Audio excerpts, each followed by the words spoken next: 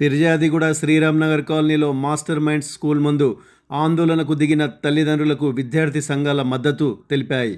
విద్యా సంవత్సరం మధ్యలో మాస్టర్ మైండ్స్ పాఠశాల యాజమాన్యం వేరే ప్రాంతానికి షిఫ్ట్ చేయాలని యోచనలో ఉన్నారు. మాస్టర్ మైండ్స్ స్కూల్ ఫిర్యాదిగూడ బ్రాంచ్లో సుమారు 100 మంది విద్యార్థులు ఉన్నారు. అడ్మిషన్ల సమయంలో ఎవరికీ ఏం చెప్పకుండా ఇప్పుడు అర్ధాంతరంగా తరలింపు నిర్ణయం సరైంది కాదని ఆగ్రహం వ్యక్తం చేస్తూ తల్లిదండ్రులు పాఠశాల వద్ద ఆందోళన నిర్వహించారు. ఈ సంవత్సరం ఇక్కడే కొనసాగించాలని డిమాండ్ చేశారు. వీరికి విద్యార్థి సంఘాలు మద్దతుగా నిలుస్తున్నాయి. రావాలి మాస్టర్నే రావాలి రావాలి రావాలి చైర్మన్ వెంటనే రావాలి రావాలి న్యాయం చేయాలి విద్యార్థుల తల్లిదండ్రులు వెంటనే న్యాయం చేయాలి. బోడుపల్ సర్కిల్లో ఫిర్జాలో ఉన్నటువంటి ప్రాంతంలో దా మాస్టర్ మైండ్ పాఠశాలలో విద్యార్థుల తల్లిదండ్రులను కలుపుకొని ఈరోజు ఏఐఎస్ఎఫ్ ఆధ్వర్యంలో ధర్నా నిర్వహించడం జరుగుతూ ఉంది.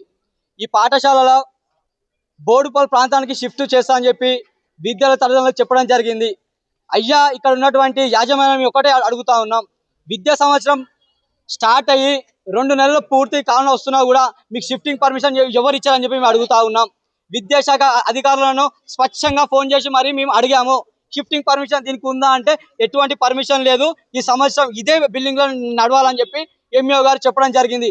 అయినా ఇక్కడికి వచ్చి మేము ధర్నాలు నిర్వహించకుండా ఈ పాఠశాలలో ఎటువంటి అనుమతులు లేవని చెప్పి కూడా తెలుస్తోంది. ఓన్లీ అనుమతులు 7వ తరగతి వరకే, 8, 9, 10వ క్లాస్కి అనుమతులు లేవు. గతంలో ఎంఈఓ గారు నోటీసులు ఇవ్వడం జరిగింది. అయినా అధికారుల మాట ఎక్కడ వినకుండా మాదే ఇష్టం మాదే సామ్రాజ్యం అని చెప్పుకుంటా వీళ్ళు 8, 9, 10వ క్లాసు నడపడం ఈ కరెక్ట్ కాదు పద్ధతి అని చెప్పి అడుగుతా ఉన్నాం.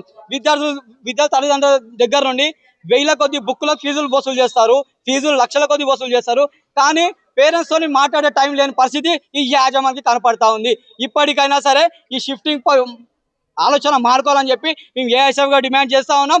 లేని పక్షంలో ఏఐఎస్ ఆధ్వర్యంలో పెద్ద ఎత్తున ధర్నాలకు కూడా సిద్ధమవుతామని చెప్పి తెలియజేస్తా ఉన్నాను.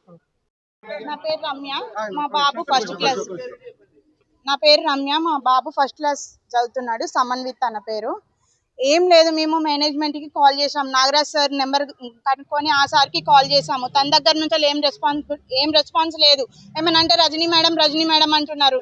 అక్కడ మేము మొన్న one day back parents meeting అయింది, FA1 ఎగ్జామ్స్ అయినాయి, పేరెంట్స్ మీటింగ్ అయింది. ఆ పేరెంట్స్ మీటింగ్కి వచ్చిన వాళ్ళందరినీ రజనీ మేడం వచ్చారు. అసలు ఇక్కడ ఆమె లేనే లేదు, ఎందుకు వచ్చిందో మాకు తెలియదు.